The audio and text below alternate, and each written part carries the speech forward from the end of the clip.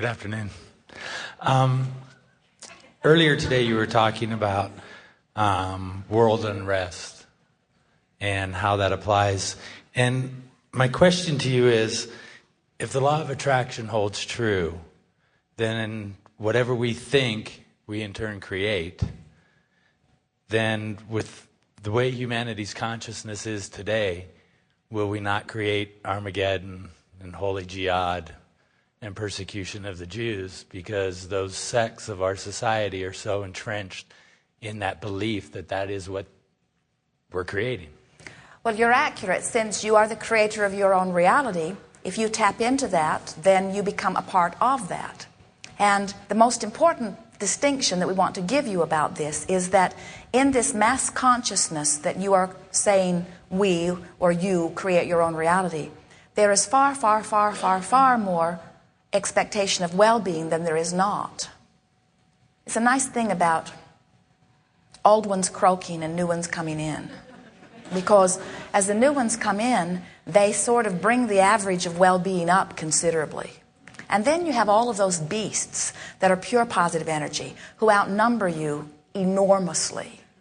And then you have Source that understands and is only well-being. And so the well-being so outnumbers the not well-being.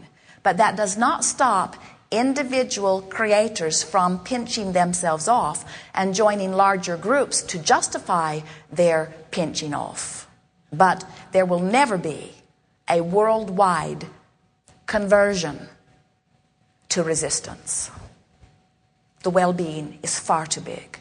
So the question that we would throw back to you is, do you want to be one who allows, or do you want to be one who resists? And there are plenty who want to resist, and many of these that you offered to us here have been resisting for a very long time. They're born into patterns of resistance. In other words, it's what they do. It's who they are, or so it seems.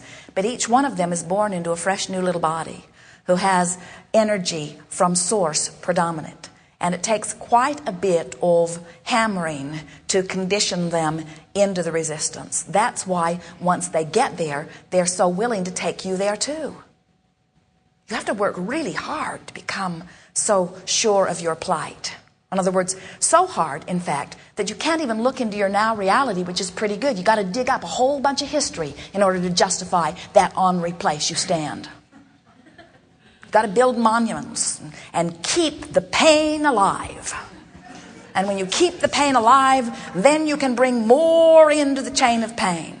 But you will never win if it is your goal to convince everyone of the misery, because spring comes every year, the sun comes up every morning, an infusion of fresh energy comes forth continually. When you ask, it is given every single time, no exceptions. In other words, no matter how hard you try, you cannot get yourselves down.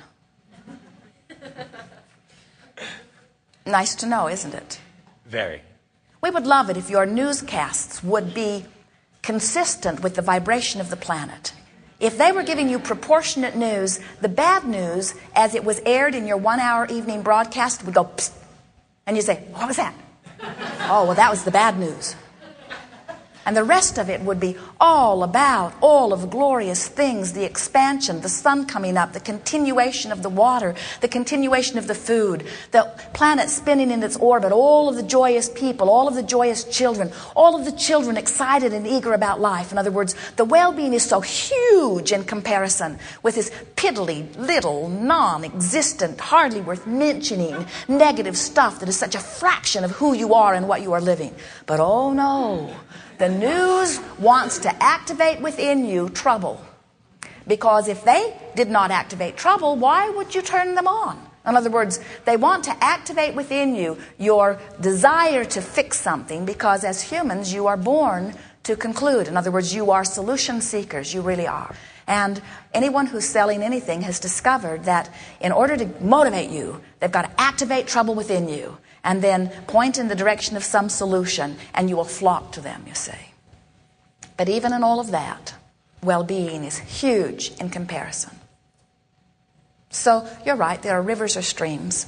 There are sort of patterns, and everyone falls into them a little bit. In other words, we look, even in your environment today, at the trauma that people feel over the idea of not having health care. because the beliefs that they've picked up along their trail says that they're going to die a horrible, declining, sliding into the miserable abyss of suffering death. And they want to have enough insurance to pay for it.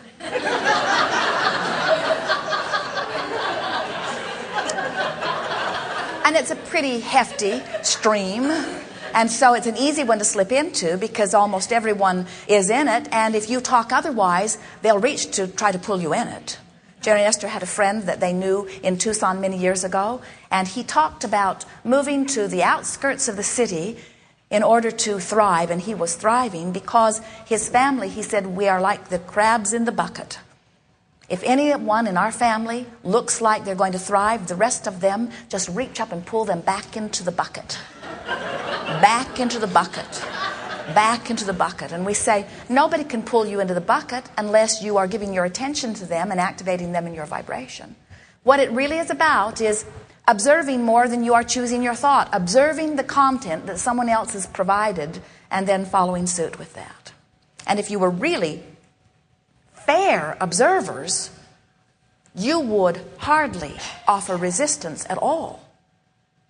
Walk out into the parking lot today as you leave and count your blessings. In other words, hardly ever do we see on your list of things, the sun came up today, and yet it is so big. It is so big. Think about how you'd feel if you saw the headlines, the sun didn't come up today. The sun didn't come up today, save your food. The sun didn't come up today. Now that would be big. You're not going to see that, you see. And yet look how big that is. It puts everything else in a sort of different perspective, doesn't it? Yeah, absolutely. And so we would say to you, until the headlines say, the sun didn't come up, you got no reason to worry about nothing. Thank you.